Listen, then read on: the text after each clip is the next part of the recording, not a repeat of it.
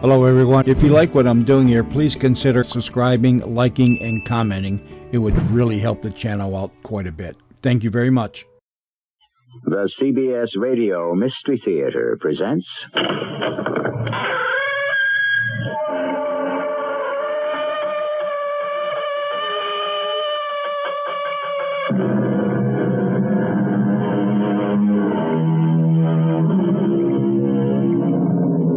Come in. Welcome. I'm E.G. Marshall. Many years ago, an elegant Englishman named Pierce Egan became the first journalist and historian of what he chose to call the fancy or the sweet science. Well, a thing of so much blood and sweat can hardly be fancy, and while there may be a certain science to it, sweet it never was. Still, boxing has fascinated millions of men and women ever since the early Greco-Roman pugilists fought literally to a finish. And all bouts, ancient or modern, must come to a finish, one way or another. All except the one that's coming up now. This one must go on forever. I want to confess to the murder of Danny Malloy, Lieutenant. Now, Jeannie, you know you didn't kill Danny. What do you mean I didn't kill him? Come on, Jeannie, you just didn't. I killed him. Arrest me. Throw me in jail. Jeannie, why don't you just go home? You can't push me around. Arrest me. I know my rights. I'm going to get a lawyer.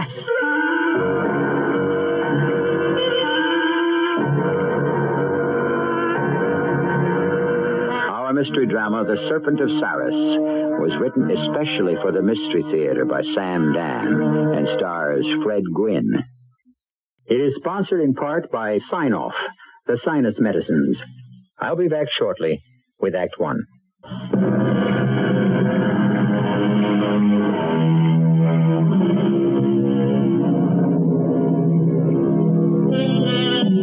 The crowd, the clang of the bell, the sharp tattoo of a flurry of punches, and the sudden drama as the referee counts a fallen fighter out. Yes, boxing. Love it, hate it, praise it as an expression of masculinity, denounce it as barbarism, but don't deny it weaves a spell. Why? Who knows? Perhaps the answer is so simple it defies analysis. Dapper Danny Malloy was a boxer.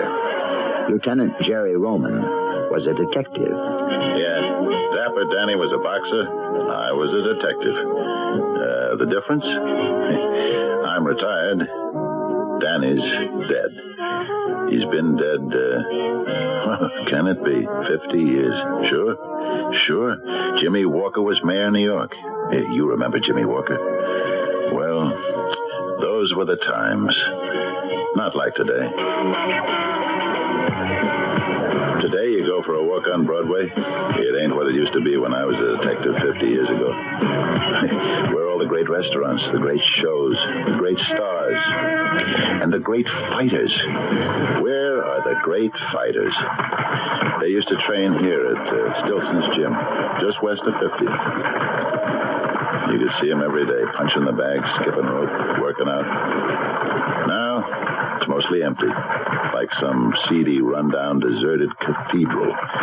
And Stolly Stilson himself, very old, very gray, half in the world, half out of it. Hi, Solly.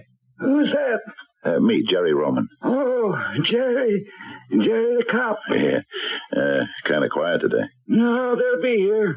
They'll be around. Kids have to box. It's natural. Yeah. It's your day off, Jerry? Solly, I'm retired. It's been 15 years now. Oh, yeah. Where's the time go? It beats me. Yeah, well, maybe the time don't go nowhere. Maybe just stand still and we go, huh? It makes just as much sense one way as the other. You think it'll all come back one day, Jerry? Sure. I don't. Never say die, Solly. Nah, if you're already dead, how can it come back? They say the TV killed it. No. The kids themselves, they don't want it. They don't want to get rich quick. They don't want to put in the work. They don't want to train. Yeah, that's how it goes. And the people don't want it neither. What's that? Huh? Oh, some kid working out. They come in here now and then, but it ain't like it used to be. Hey, that kid. He don't look all bad. What does he weigh? 160. Nice build. Hey, who does he remind you of? Who? He's got the same black hair. Yeah, he even holds himself the same way. Yeah. Now that you mention it. Danny Malloy. Malloy. Dapper Danny Malloy. Malloy. Am I right? Hey, he shouldn't be here. Huh? Who shouldn't be here? What time is it? It's 2:30. You okay, Sally? He's fighting tonight in the garden. Who is? Dapper Danny against Soldier Davis. Wait a minute, Sally. Yeah, for the middleweight championship. Listen, Sally. Why ain't he in a hotel room resting up? Sally, it's not that... Sally, listen. Dapper Danny fought Soldier Davis 50 years ago, and both of them are dead today. So are all the guys in the fight crowd. They're dead, too. Everybody's dead, Sally, except you and me. Then who's that working out at the back? Like you said, Sally, just some kid. Oh, yeah. Yeah, I probably got his name written down in the office. Say, Sally, you look tired. Why don't you just go inside and lie down on the couch, huh? No, I'm okay. Sure, but why don't you try a little nap, huh? Come on. Yeah. Maybe I ought to go. Something like this happens every time I see Sally. Then he lies down, sleeps a little bit, and forgets all about it. Till my next visit. Sally and me, I guess we're the only ones still around. But this black-haired kid, all by himself, alone in the gym, why does he make me think of Dapper Danny Malloy? Hi. Yeah, hi. Oh, don't stop a mic, huh? I did my 10 minutes. Yeah. You look good. Oh, thanks. Say, listen, you ever hear of a fighter named Malloy? Dapper Danny Malloy? No. You look a lot like him. My name's Barlow, Bobby Barlow. Bobby Barlow. Hey, good name for a fighter. My name's Jerry Roman. How do you do, Mr. Roman? I like the way you carry yourself. Huh? I get the idea you know something about boxing, Mr. Roman. I've seen a few fighters in my day. You're looking at someone who's going to be the best. Well, nothing like confidence. I can't miss. You know why? I'd like to hear it. Not just because I feel it, but because I want to work. Now, my manager won't be here for another week. So he said, relax, have some laughs till I get there. But here I am. I shape up here every day. Yeah, that's the way to do it. I'll tell you something else. I got this good luck charm. Oh, you believe in that, too, huh? I never used to, but I found this little thing, and suddenly everything fell into place for me. Everything I was trying to learn about, the coordination, you know what I mean? Yeah. I feel that I can lick anybody in the world. The more I looked at him and listened to his voice, I started getting a chill up and down my spine. This was Dapper Danny talking. Who is this Dapper Danny Malloy I'm supposed to remind you of? Good middleweight. Oh, the champ? No. Well, why not? He could have been. He was only one fight away. What happened? He was killed. Oh, that's too bad. An accident? No. He was murdered. Yeah? Who did it? We were never able to find out. Weren't there any, suspects? Oh, yeah. Big-time gambler, Andy Blue. Lost $1 million on the fight. He thought he could get Malloy to go into the tank. Malloy just laughed at him. Good. Then there was Jeannie Barr. She was a chorus girl. They'd been going together for a couple of years until this society dame came along and kind of took him over. Huh. Jeannie was a very excitable girl. She said if she couldn't have Danny, nobody else could either. Well, which one of them did it? Both of them confessed. Well, which one was found guilty? Neither of them. You know how the law is. A person's innocent till he's proven guilty. Mm-hmm. Each of them tried hard, but neither of them could prove they were guilty. Well, somebody had to do it. Yeah. Yeah, that's true. Well, doesn't anybody know who did it?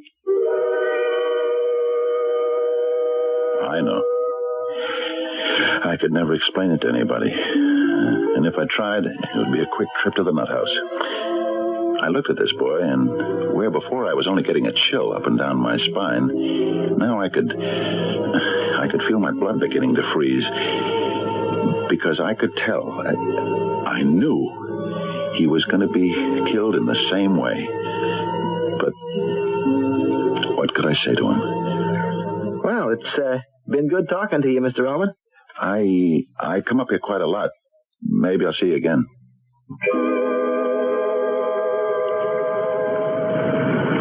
Hello, Lieutenant.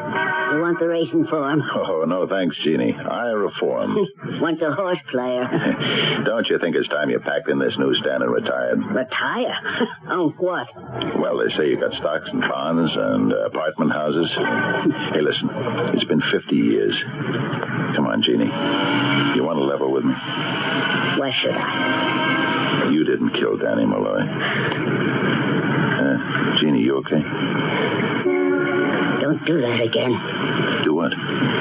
Don't say Danny Malloy out of a clear blue sky without warning me. I have to be prepared for that name. I'm sorry. But Jeannie, did you kill him? I said I did.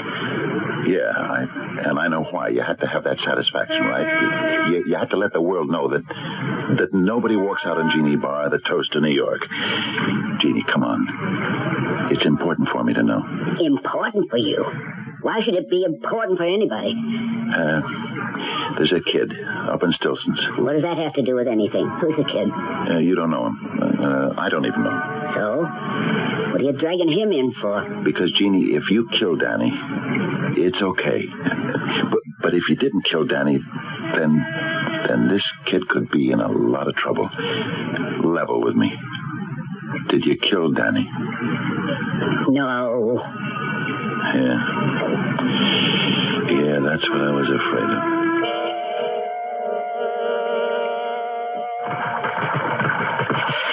Hello, Mr. Owen. Good morning, Bobby. I must say, you don't look too good. I don't feel too good either. What's the matter? Up late last night? I couldn't get much sleep. I kept having this crazy dream. Yeah, about what? Oh, that's just it. I don't even know. You ever get dreams like that? Yeah, sometimes.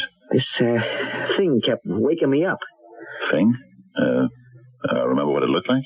Well, it was more like kind of a noise. What did it sound like? Kind of a hissing sound. It's like Like a snake? Yeah. Yeah, that's right. That's it. Every time I'd fall off to sleep, there'd be this noise. Yeah? Did you see anything? I'm trying to think. There were these two lights. They were close together. Lights? You mean like lamps, light bulbs? No. They weren't like that kind of lights. They seemed to be burning, and they were small. Yeah? Would you say these were eyes? Eyes. Yeah, that's it. Looking right at me. Yeah, did they have any color? I can't remember. They seem to be very cold. Cold eyes. That's right. Cold eyes like a snake. Snake? Yeah, of course. That hissing sound and those pale, cold eyes. A snake. A huge snake. Yeah. Now, why would I dream about a snake? Why? I knew why. I'd been through this before with Danny Malloy. This snake was going to kill him. And there was nothing he or I or anybody else in this whole wide world could do about it. Now, this is, after all, the 20th century, and a snake is only a snake, despite its fearsome reputation. And I'm sure there are adequate ways to handle it. Competent people with the knowledge and equipment to... but here we are being highly rational. And who says any of this has a relationship to reality? We may be wiser after the second act.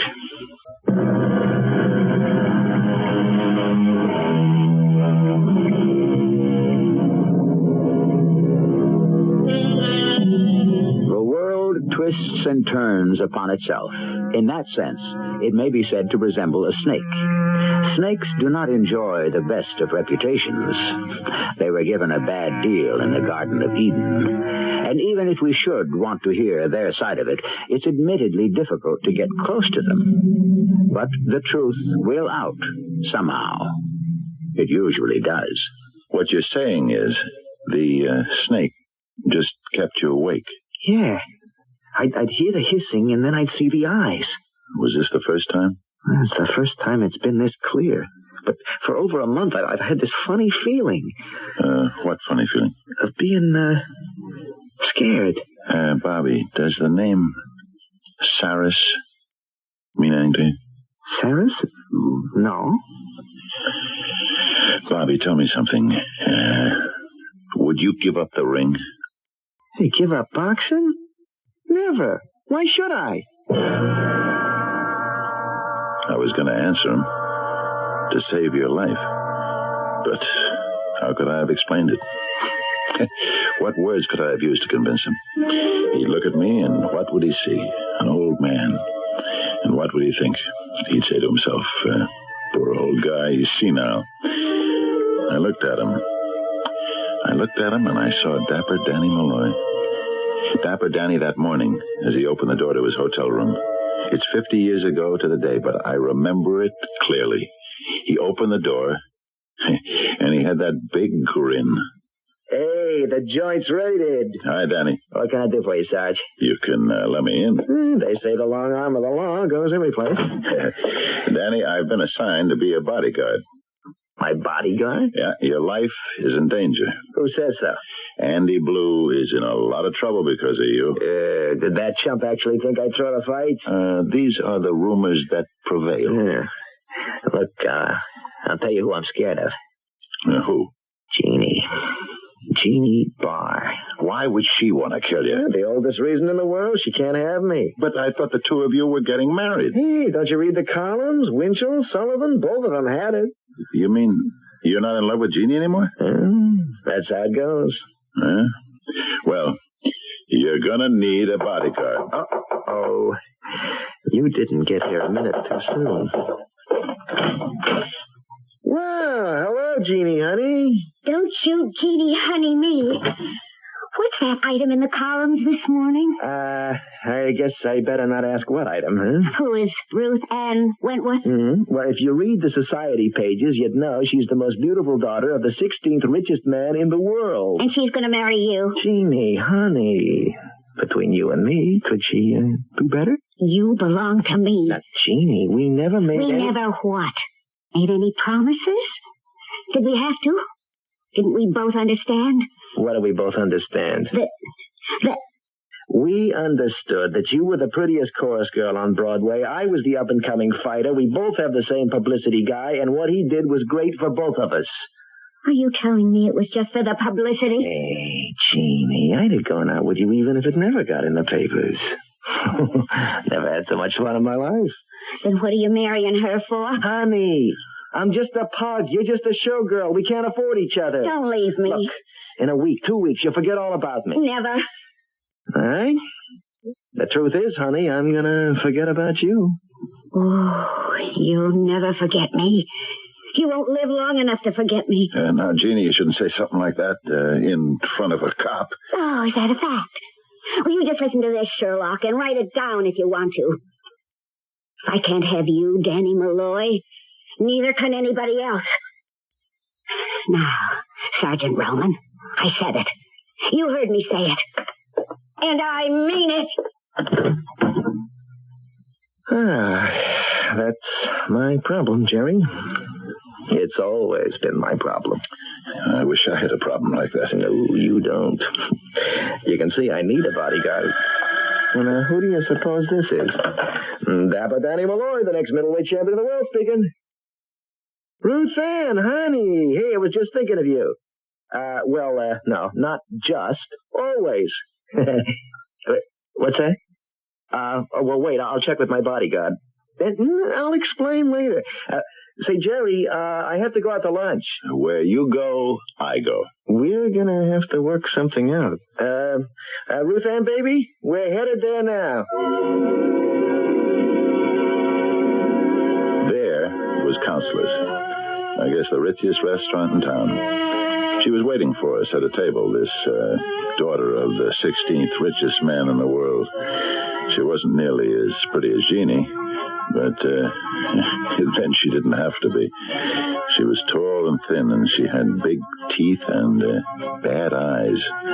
And she had this habit of saying, Absolutely marvelous. Utterly fantastic.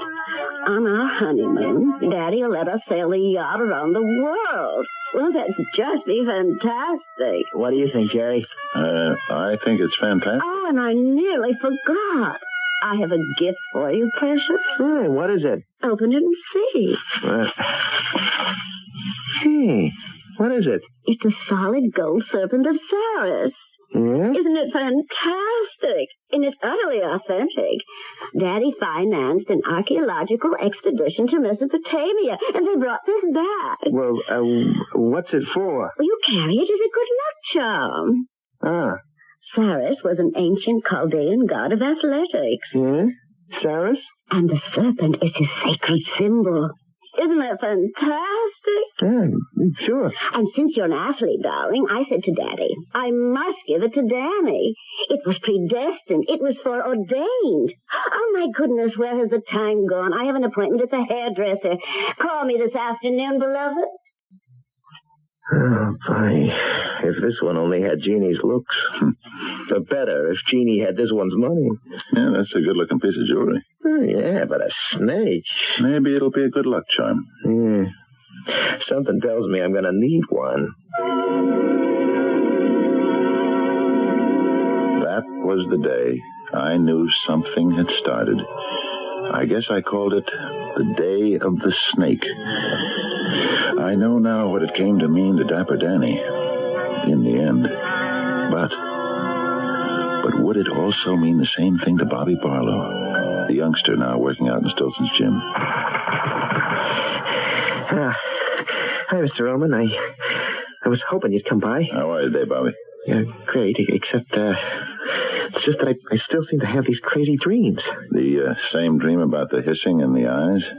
Yeah, they're mixed up in there somewhere, but there's also a high wind, and it blows sand.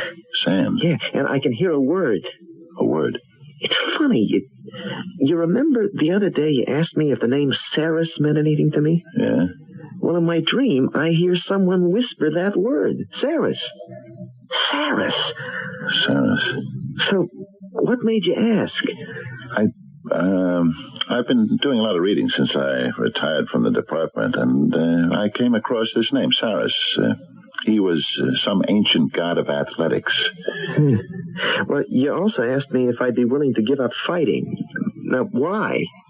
Well, I know this sounds crazy, but if I were you, I'd think about it.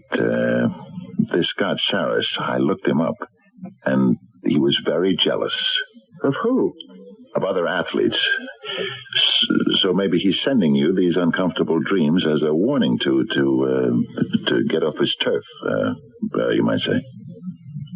Mr. Roman, you know what that sounds like? Yeah. Yeah, it sounds as if I'm crazy. Well, you said it. I didn't. No, but you thought it.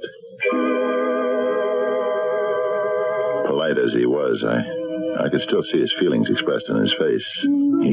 He thinks I'm crazy. What would he think if I told him the rest of it? I remember pretty well what I thought when Danny Malloy told me the rest of it. I'd never before seen Danny frightened. Have a bad night? Yeah, I had this dream. About what? I don't know if I should tell you, but I have to tell someone.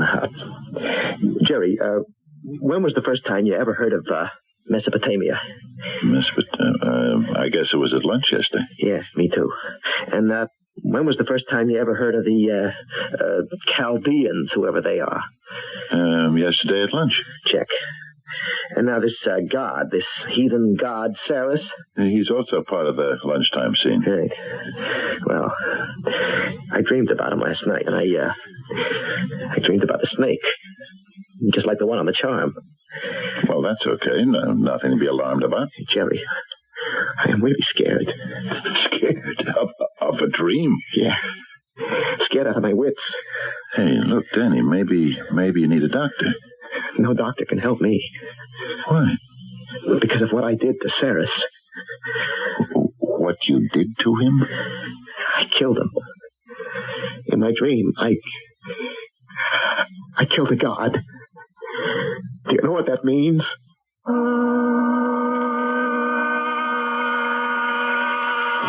We can well imagine. But it was only a dream. Why should he take it seriously? And besides, this is a completely forgotten god from remote antiquity. And Danny Malloy is a realistic young man with his head well secured on his shoulders. But it's these practical, realistic folk who suddenly see ghosts and spirits and gods materialize from thin air. And is it possible they may be right? I'll be back shortly with Act 3.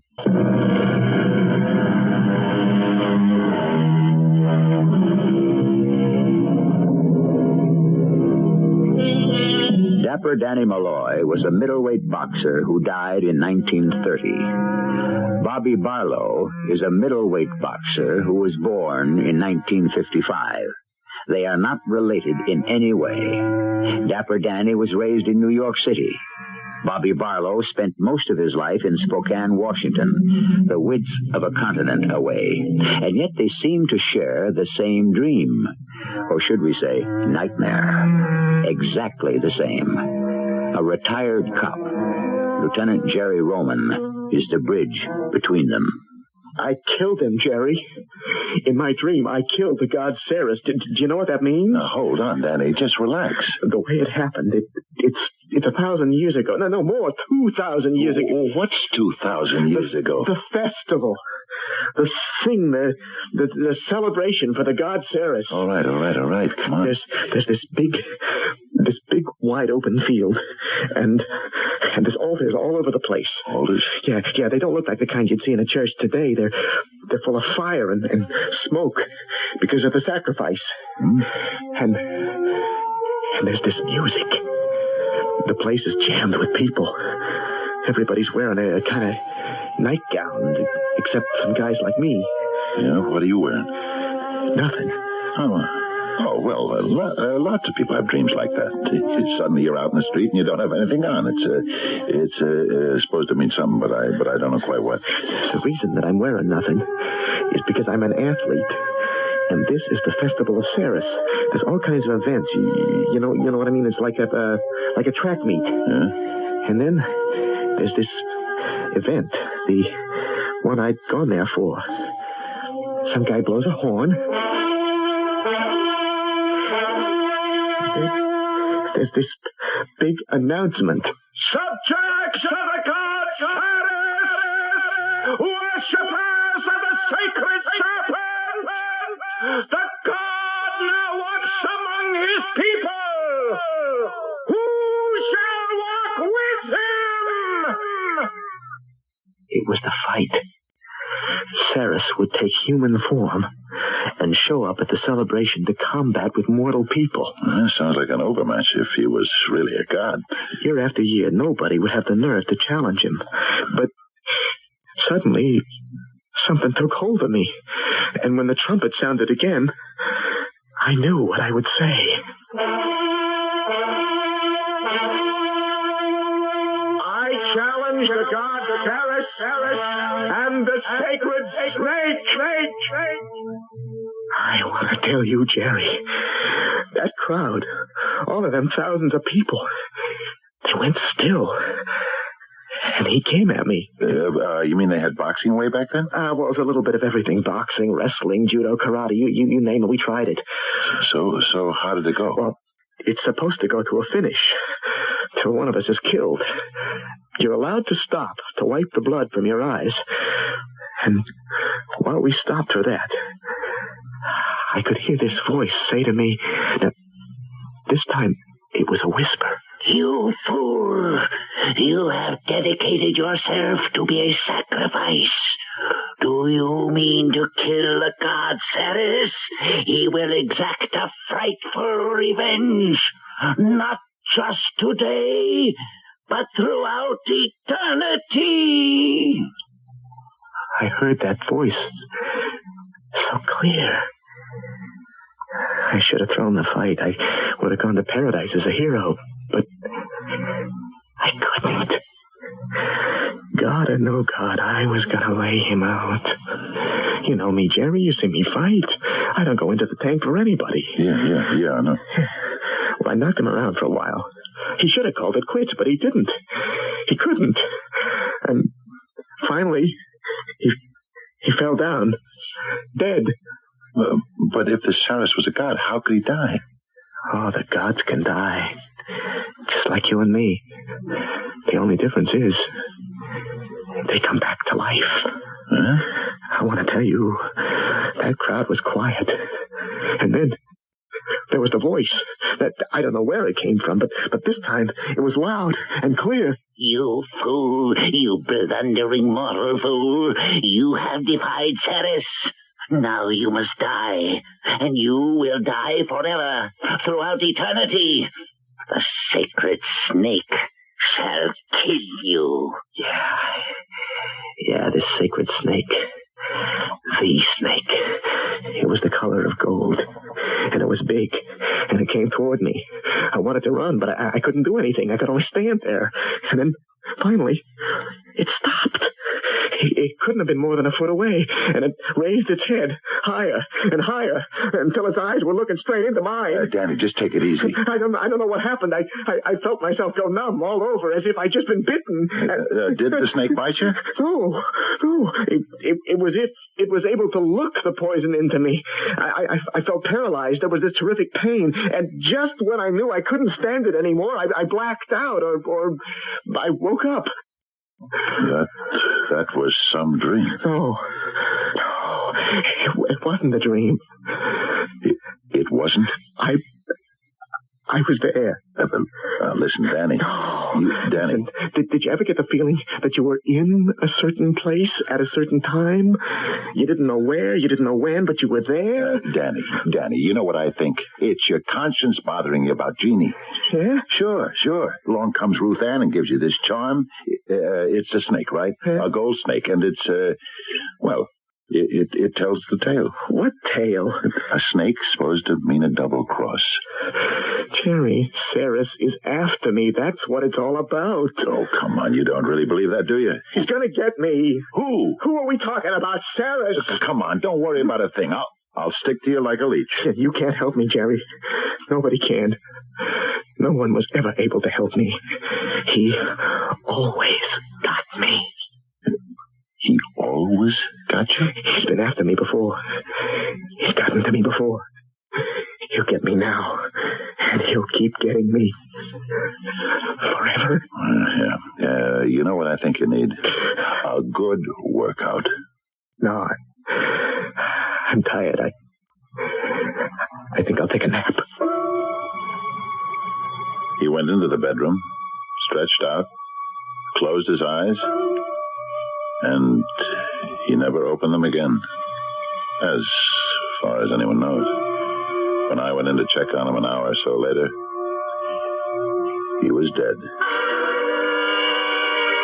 Inspector, nobody could have gotten past me. But he's dead. I know that. Poisoned. Inspector, I had dinner with him last night. We ate the same thing. Are you sure? Positive. This morning we had breakfast. Where? Room service sent it up. It was a tray with some juice, eggs, toast, coffee, bacon, butter, jam. There was sugar, cream. Leftovers of all that have been checked out for the poison. There's no sign of it. Inspector Carey. Who? Andy Blue. We'll get a statement. Andy Blue turned himself in. He wants to confess. Do you think he did it? I know he'd want to do it, but how? Yes? All right. Get a statement from her, too. That was Jeannie Barr. Huh? She also wants to confess. Usually it's the other way, huh? Don't you tell me I can't go in there. Inspector, I did it. I'm here to tell you I did it. Now, just a minute, Jeannie. Well, Jerry will tell you. He heard me say I'd kill him. Now, you did hear me, Jerry. You did. You know you did. Now, why don't you go outside and dictate a statement? Are you for real? I'm guilty. Jeannie, no, you're not, and neither is Andy Blue. Andy Blue? What does he think he's doing? I killed Danny all by myself. I sneaked into the hotel kitchen. Sure. Now, please listen to me. You see, I heard him make up a tray for Danny's room. I sprinkled poison into the eggs and the coffee. Jeannie, which eggs and which coffee? I had breakfast with Danny. Why wasn't I poisoned? Oh, why? Danny and I helped ourselves from the same tray. Well, don't ask me why. I'm no expert, no doctor. Maybe you're immune or something. I'll have to ask you to leave, Jeannie. You're not going to take this away from me. I did it. I'm afraid not. What are you trying to pull? I'm telling you, I did it. I know my rights. I'm going to get myself a lawyer. Now, look. How was he poisoned, Jerry? You didn't see anyone, hear anyone? No, Inspector. How was it done? You both ate the same food. You poured the coffee from the same pot. And why are there no traces of the poison left in the utensils, in the food? Do you have any ideas, Jerry? No, Inspector. None at all. That's all I had to do was tell the inspector about Saris and the snake and the dream. And besides, how could I even be sure? It was sometime later when the inspector called me in. All right, Jerry, we're closing the case. Unsolved. No, not exactly. Danny died of a heart attack. I thought he was poisoned. So did the medical examiner at first. But he couldn't identify it as any poison known to man, so he said it was possible that it wasn't poison at all, but some sort of a heart malfunction. And that's good enough for him, huh? Yeah, and it's good enough for me. Yeah, well, then I guess it has to be good enough for me. And it's been good enough for almost 50 years. Until a week ago when I walked into the Stilson's gym and I saw this great young fighter working out, this young Bobby Barlow, who, for a reason I could never explain, reminded me of dapper Danny Malloy. And Bobby was telling me about some dreams he was having about the eyes of a snake and the same name, Saris. Mr. Roman, I've been having those dreams, those same dreams. What do you see now? I see fields, crowds of people. You told me you found a charm. Oh, yeah, I did. Yeah, where? Oh, I don't know where. I just came across it in a drawer. This charm, is it made of gold? Yeah. How did you know? Is it in the form of a snake? Well, yeah. Here it is, in my pocket. But how would you know a thing like that? I took a deep breath. I told him the story from the beginning to end. I left nothing out. I finished by saying, listen, Bobby, maybe this god Saris will be satisfied if you gave up fighting. If I give up the ring? Then maybe he won't feel he has to keep on killing you. Bobby, if you hang up the gloves, then he can believe he's the greatest fighter in the world, huh? But this is... I know it's hard to believe. Do you believe it, Mr. Roman? Bobby, I believe it.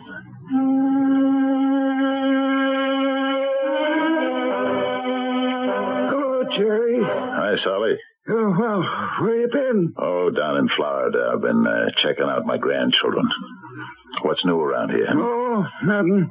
Nothing's ever new. I think I'll close up the joint.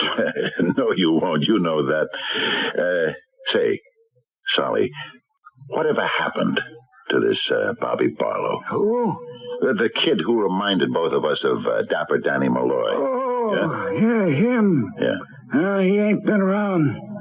I run into his manager. I understand the kid hung up the gloves. He did. Yeah. Yeah, he could have made it, too, but kids today, they don't want to work. They don't like to train. They ain't willing to pay the price. This kid could have been another dapper Danny Malloy. Yeah.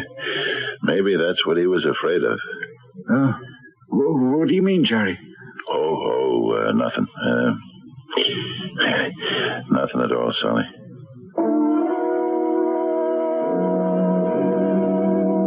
Nothing or everything. If you were a young boxer and some old man had told you a story like that in the gym, would you believe him? Well, maybe Bobby Barlow did. Or maybe Bobby thought of all the long and weary hours of punching the bag, skipping rope, road work, all the sacrifice, and suddenly he may have decided it simply wasn't worth it. I'll be back shortly.